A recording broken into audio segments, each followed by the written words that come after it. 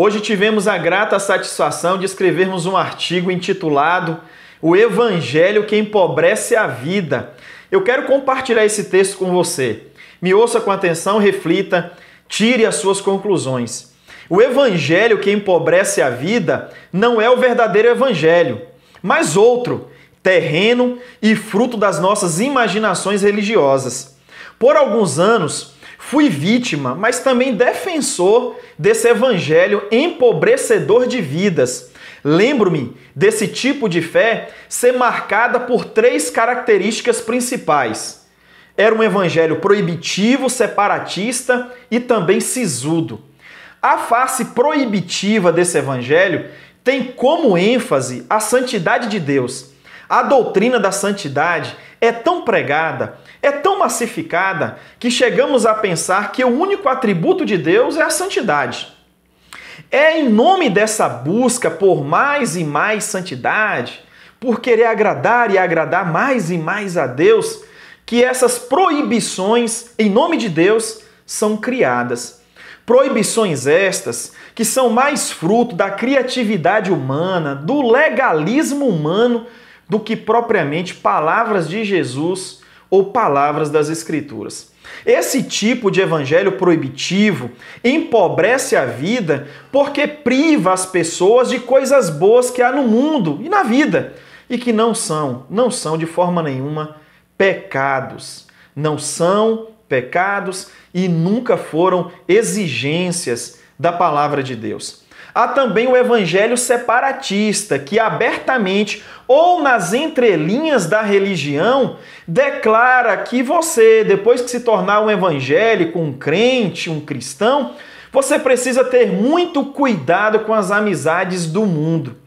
Seja por má interpretação bíblica, por medo das influências sociais ou por mero orgulho religioso, é certo que muitas pessoas levam isso tão erradamente a sério que chegam até se afastar de bons amigos e até de parentes próximos.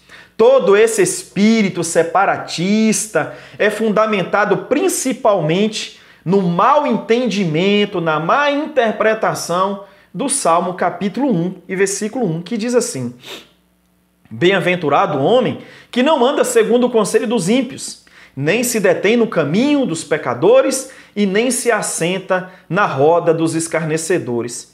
Escarnecedores aqui não são as pessoas que não comungam da fé que eu e você comungamos e temos, não. Escarnecedores aqui não são pessoas que não creem como eu e você cremos.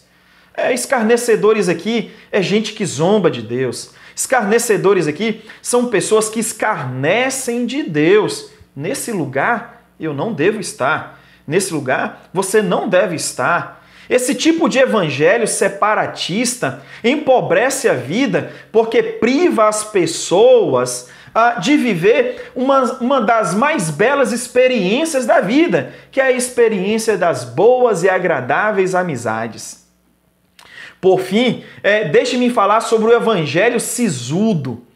Essa é a característica mais sutil desse pseudo-evangelho, quase imperceptível e também empobrecedor de vidas.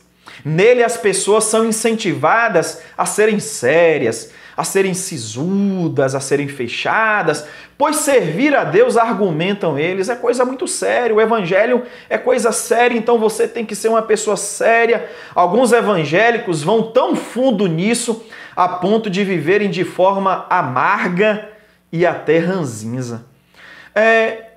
Para onde vão, carregam essa áurea de seriedade que até chega a constranger as pessoas que estão em volta. Esse povo muito santo, esse povo muito sério.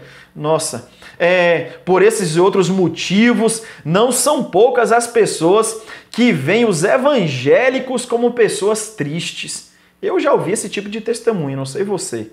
Esse tipo de evangelho sisudo empobrece a vida porque priva as pessoas de viverem de forma celebrativa, alegre. O evangelho é boa nova, o evangelho não é uma má nova.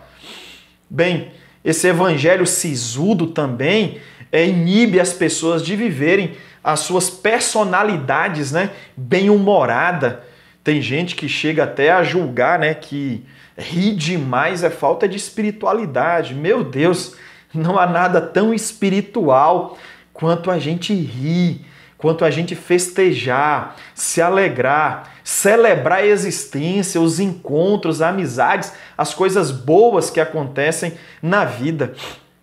O Evangelho tem suas proibições? É claro que sim, mas que sejamos apenas privados, proibidos pela palavra, por aquilo que está claro e patente nas Escrituras, que visa o nosso bem, a nossa preservação, claro, a alegria existencial, mas acima de tudo, a glória de Deus. O Evangelho nos adverte quanto às más influências? É claro que sim, mas na maioria desses textos, na maioria desses versículos bíblicos que nos orientam contra as más influências, os textos tratam de vigilância.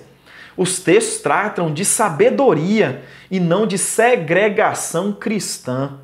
Jesus, em sua caminhada aqui entre nós, ele foi tão próximo de gente, ele foi tão próximo de pessoas, inclusive pessoas até de reputação duvidosa, mas ele foi próximo desse tipo de gente também, porque queria resgatá-los, ensiná-los o Evangelho, o caminho para Deus. Bem, Jesus esteve tão próximo desse tipo de gente que foi acusado ou apelidado de amigo de pecadores.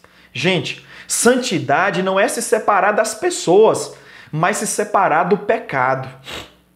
Eu acredito que uma boa e saudável leitura do primeiro milagre de Jesus, aquele que ele transforma água em vinho, joga por terra toda essa concepção equivocada do pseudo-evangelho. Esse pseudo-evangelho empobrecedor de vidas. A gente olha para aquela passagem bíblica e vê um Jesus relacionável, e vê um Jesus celebrando a vida, e ali a gente não percebe um Jesus legalista, ali a gente não percebe um Jesus proibitivo, não. Jesus, gente, nos prometeu uma vida abundante, não uma vida medíocre, não uma vida rasa. Pense nisso.